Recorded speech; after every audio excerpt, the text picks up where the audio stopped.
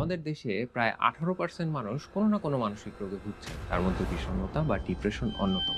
অনেকের ক্ষেত্রে দেখা যায় বছরের পর বছর নীরবে কষ্ট পেয়ে যাচ্ছেন, কিন্তু কাউকে এসে তার কষ্টটা বোঝাতে পারছেন না। তার কারণ হচ্ছে আমাদের সমাজে ডিপ্রেশন নিয়ে খুব একটা জানাশোনা নেই। এই ভিডিওতে আমরা এই সমস্যার সমাধান করব। প্রথমে চলেন দেখা যাক ডিপ্রেশনের লক্ষণগুলো কি কি। নাম্বার ওয়ান হচ্ছে সকাল থেকেই ক্লান্তি অনুভূত হওয়া। একজন সাধারণ মানুষের ক্ষেত্রে কি হয়, সারাদিন কাজকর্মের পরে রাতে গিয়ে ক্লান্তি শুরু হয়, ঘুম আসে। কিন্তু একজন ডিপ্রেসড মানুষের ক্ষেত্রে সকাল থেকে এই ব্যাপারটা শুরু হয়। সাধারণ সিম্পল যে সমস্ত কাজকর্ম আছে, ব্রাশ করা অথবা চা বানানো, এগুলো করার জন্য যতটুকু শক্তি দরকার মনে হয় এই শক্তিটুকুও নাই। নাম্বার দুই হচ্ছে দুনিয়ার সবকিছু বিষাদ লাগা, এটাকে বলা হয় অ্যানহেডোনিয়া। ইভেন যেই ব্যাপারগুলো আপনি আগে খুবই এনজয় করতেন সেগুলো আপনার এখন আর ভালো লাগে না। যেরকম হতে পারে আগে খেলা দেখতে আপনার খুব ভালো লাগতো, কিন্তু এখন আর আপনি খেলা দেখেন না। অথবা বন্ধুদের সাথে আড্ডা দিতে খুব ভালো লাগতো, কিন্তু এখন আর আপনি ইচ্ছে করেই বন্ধুদের সাথে দেখা করেন। নাম্বার তিন হচ্ছে সারাক্ষণ নিজেকে ব্যর্থ মনে হওয়া। মানে আপনার মনের মধ্যে সারাক্ষণ এরকম একটা অনুভূতি কাজ করে যে আপনাকে দিয়ে আর কিছু হবে না, আপনি আসলে একজন ব্যর্থ মানুষ, আপনি কিছুই করতে পারেননি। ৪ নাম্বার হচ্ছে দৈনন্দিন কাজকর্মের রিদম ব্রেক করা। অনেক ক্ষেত্রে দেখা যায় একজন ডিপ্রেসড মানুষ তিনি সারা রাত ঘুমাতে পারেন না, আবার এদিকে দিনের অনেকটা সময় ঘুমিয়ে কাটান। যখন খাওয়ার কথা তখন খাচ্ছেন না, যখন গোসল করার কথা তখন গোসল করছেন না। মানে তার পুরো সবকিছুই এলোমেলো হয়ে গেছে। অনেক ক্ষেত্রে সাধারণ মানুষও রাত জেগে থাকেন, কিন্তু তাদের বিষয়টা আলাদা। তারা দেখবেন রাতে শুধুমাত্র জেগে থাকছে না, তারা কোনো একটা কাজ করছে, তারা এই রাত জাগাটাকে এনজয় করছে। কিন্তু ডিপ্রেসড মানুষ রাত জেগে থাকছে ঠিকই, কিন্তু এইটা সে পছন্দও করছে না। ৫ নাম্বার হচ্ছে ব্রেইন ফগ। এই ব্যাপারটা হচ্ছে, ধরেন আপনি বাজারে গিয়ে কিছু জিনিসপত্র কিনে আনলেন, কিন্তু বাসায় আসার পর মনে করতে পারছেন না যে আপনি আসলে কি কি কিনলেন। অথবা ৫টা জিনিস কিনলে ৩টা জিনিসের কথা মনে করতে পারছেন, বাকি ২টো মনে করতে পারছেন না। এই হচ্ছে একটা ব্যাপার। আরেকটা ব্যাপার হচ্ছে, ধরেন আপনার বন্ধু কোনো একটা গল্প বলছে, আপনি ঠিক ভালোমতো মনোযোগটা ধরে রাখতে পারছেন না। অথবা সিদ্ধান্ত নিতে ঝামেলা হওয়া, খুব সাধারণ একটা সিদ্ধান্ত যে আমি এখন গোসল করব কি করব না, এই সিদ্ধান্ত নিতেও তাদের অনেক বেগ পেতে হয়। ৬ নাম্বার হচ্ছে জীবন অর্থহীন মনে হওয়া। এই ব্যাপারটা ঘটে যখন ডিপ্রেশন অনেক বেশি হয়ে যায়। মানুষ আর জীবনের কোনো অর্থ খুঁজে পায় না, কোনো আশা ভরসা থাকে না জীবনের। মানে তার বেঁচে থাকা আর না থাকা একই রকম, এরকম মনে হয়। এই লক্ষণগুলো যদি সারাক্ষণ দিনের পর দিন এবং কমপক্ষে টানা ২ সপ্তাহ থাকে, তাহলে ধরে নেওয়া হয় এই মানুষটা ডিপ্রেশনে আছে এবং খুব দ্রুত এই মানুষটার চিকিৎসা দরকার। গুরুত্বপূর্ণ ব্যাপার হচ্ছে অনেক সময় আমরা সাধারণ মন খারাপ হওয়া আর ডিপ্রেশনটাকে মিলিয়ে ফেলি। চলেন দেখা যাক মন খারাপ হওয়া আর ডিপ্রেশনের মধ্যে পার্থক্যগুলো কি কি। নাম্বার 1, সাধারণ মন খারাপের ক্ষেত্রে একটা নির্দিষ্ট কারণ থাকে। যেরকম ধরেন আপনার পরীক্ষা খারাপ হয়েছে অথবা আপনি ব্যবসায় লস খেয়েছেন। কিন্তু ডিপ্রেশনের ক্ষেত্রে বেশিরভাগ সময়ই কোনো নির্দিষ্ট কারণ থাকে না, অথবা খুব সামান্য কারণেই জীবন ব্যর্থ মনে হয়। ২ নাম্বার হচ্ছে স্বাভাবিক মন খারাপ সময়ের সাথে সাথে আস্তে আস্তে ঠিক হয়ে যায়। কিন্তু ডিপ্রেশনের ক্ষেত্রে যেটা দেখা যায়, সময়ের সাথে সাথে এটা ঠিক হয় না, ২ সপ্তাহ বা তারও বেশি সময় ধরে কন্টিনিউয়াসলি চলতে থাকে। নাম্বার ৩ হলো স্বাভাবিক মন খারাপের ক্ষেত্রে আপনার দৈনন্দিন জীবনের অন্যান্য কাজকর্ম করতে খুব বেশি একটা অসুবিধা হয় না।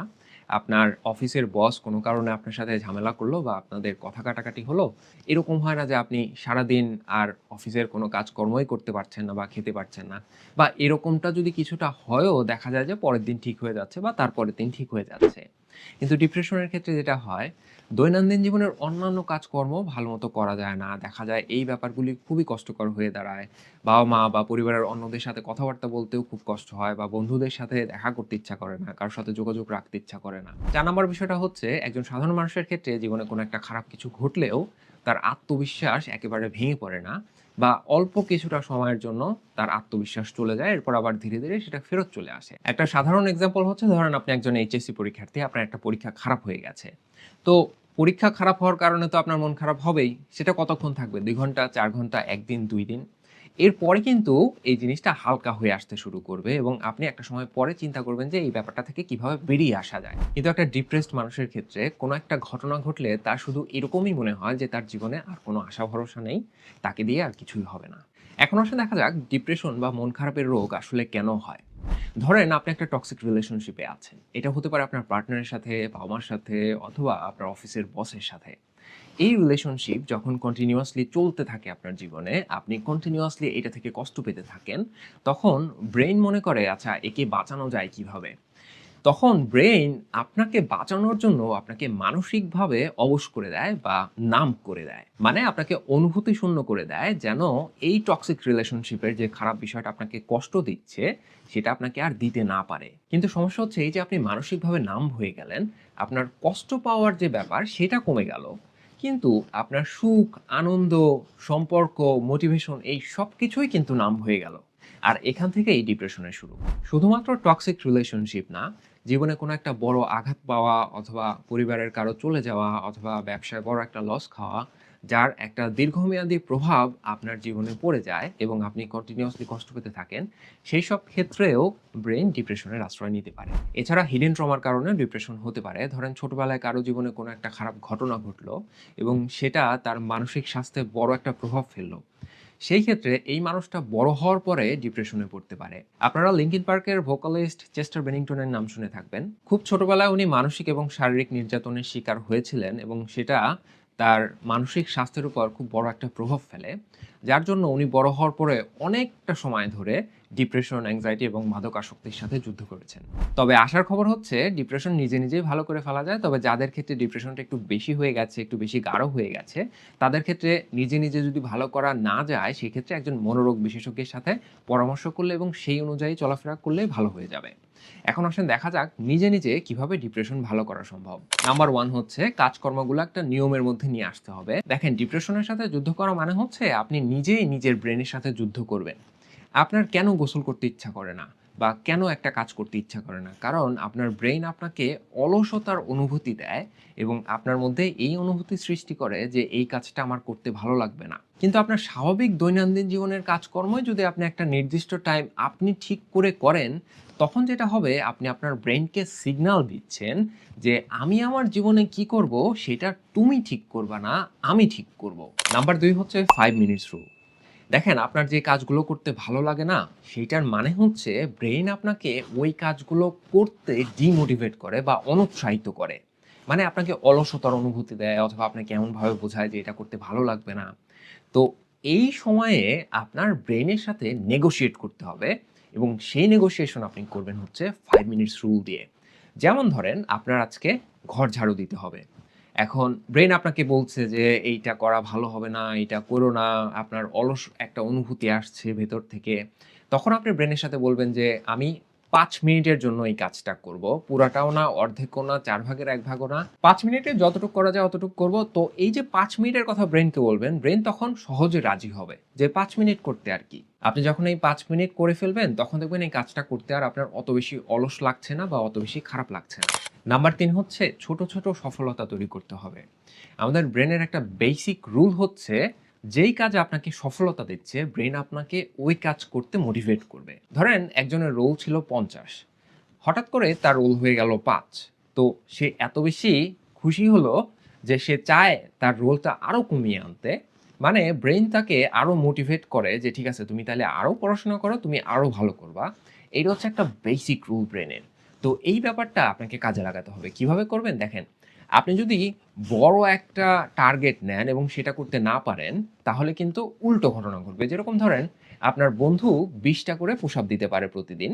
আপনি ২০ টা টার্গেট করে গিয়ে যদি ১০ টা দিয়ে হাঁপিয়ে যান, তাহলে কিন্তু ব্রেইন আর আপনাকে এইটা করতে মোটিভেট করবে না। কিন্তু আপনি যদি টার্গেট নেন যে আপনি ৫ টা পুশ আপ করবেন এবং সেটা সফলভাবে দিয়ে আসেন, এই সফলতা আপনাকে মোটিভেট করবে পরের দিন আবার এই পুশ আপ দেওয়ার জন্য এবং সেদিন আপনি চাইলে আরেকটু বাড়াতে পারবেন। তো এরকম করে যদি আপনি সবগুলো কাজের জন্য এই ছোট, ছোট গোল তৈরি করেন এবং সেটা সফলভাবে শেষ করেন, তাহলে দেখবেন এই কাজগুলো করতে আপনি পরের দিন আরো বেশি উৎসাহ অনুভব করবেন এবং আস্তে, আস্তে আপনার জীবনটা স্বাভাবিক হয়ে আসবে। নাম্বার ৪ হচ্ছে কোনো একজনের সাথে আপনার এই কষ্টগুলো শেয়ার করা। কারো সাথে যখন আপনি এই ব্যাপারগুলি শেয়ার করবেন, তখন ২ টা লাভ হবে।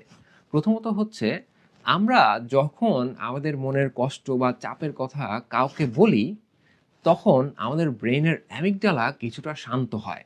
অ্যামিগডালা হচ্ছে আমাদের চাপ অথবা আবেগের কেন্দ্র। দ্বিতীয়ত, আপনি যখন এই ব্যাপারগুলি কারো কাছে বলছেন, তখন কিন্তু আপনার এই কষ্টগুলিকে আপনি ভাষায় প্রকাশ করছেন, সমস্যা হিসেবে তার কাছে তুলে ধরছেন। মানে এই অনুভূতিগুলো আপনার জীবন না।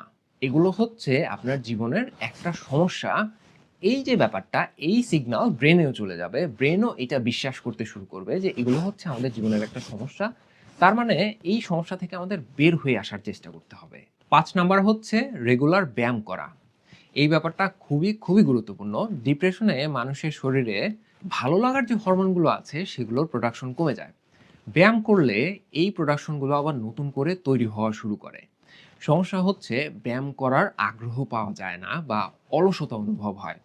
এই ক্ষেত্রে ওই যে ৫ মিনিট রুলের যে ব্যাপারটা বললাম, সেই ৫ মিনিট রুল প্রয়োগ করতে হবে। ৬ নাম্বার হচ্ছে নামাজ পড়া বা প্রার্থনা করা। যারা মুসলিম আছেন তারা নামাজ পড়বেন, আর যারা অন্য ধর্মের আছেন যার ধর্ম অনুযায়ী প্রার্থনা করবেন। নামাজ পড়লে বা প্রার্থনা করলে ব্রেইনের প্রিফ্রন্টাল কর্টেক্স সক্রিয় হয় এবং অ্যামিগডালা কিছুটা নিষ্ক্রিয় হয়। তো এতে করে শরীরে কর্টিসল হরমোনের মাত্রা অনেকটা কমে যায়। মানে চাপ বা স্ট্রেস যে কারণে মানুষ ফিল করে, সেই স্ট্রেস রিলেটেড যে হরমোন, সেই হরমোনটা কমে যায়। মানে মানুষের ওভারঅল স্ট্রেস কমে যায় শরীর থেকে।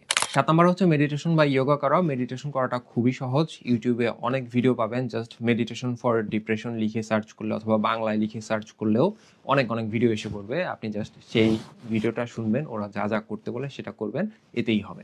এই কাজগুলো করা শুরু করলে কয়েক সপ্তাহের মধ্যে আপনার ডিপ্রেশন ভালোর দিকে যাওয়া শুরু করবে। যদি কোনো ক্ষেত্রে এমন হয় যে না, আপনার ডিপ্রেশন ভালোর দিকে যাচ্ছে না, সেই ক্ষেত্রে অবশ্যই আপনাকে একজন মনোরোগ বিশেষজ্ঞের পরামর্শ নিতে হবে। তারা যে কাজগুলো করতে বলবেন সেগুলো করলেই আপনি ভালো হয়ে যাবেন। এইরকম চিন্তা করার কোনো দরকার নাই যে আপনি যদি একজন সাইকিয়াট্রিস্ট দেখান তাহলে মানুষ আপনাকে নিয়ে কি ভাববে। আপনার একটা রোগ হয়েছে, সেই রোগটার চিকিৎসা করতে হবে, সেটাই হচ্ছে বড় কথা। তারপরেও যদি আপনি কাউকে না জানাতে চান, আপনি নিজেই গিয়ে একজন সাইকিয়াট্রিস্টের সাথে কথা বলতে পারেন বা একজন ক্লিনিক্যাল সাইকোলজিস্টের সাথে কথা বলতে পারেন। একটা বিষয় হচ্ছে এই ট্রিটমেন্ট বাংলাদেশে আমি যতটুকু শুনেছি অনেকটা এক্সপেনসিভ হয়ে যায় বাংলাদেশের যে ইকোনমিক স্ট্যাটাস সেই তুলনায়। সেই ক্ষেত্রে আপনি সরকারি হাসপাতালের মনোরোগ বিভাগে চলে যাবেন। সেইখানে খুব অল্প খরচে আপনি চিকিৎসা পাবেন। এই হচ্ছে অবস্থা। মূল ব্যাপার হচ্ছে এইটা একটা রোগ। এটা চিকিৎসা করলে ভালো হয়ে যাবে। এটা নিয়ে চিন্তার কিছু নেই। জাস্ট আপনাকে উঠে দাঁড়াতে হবে এবং এটা ভালো করার চেষ্টা করতে হবে। ভালো থাকবেন সবাই। আসসালামু আলাইকুম।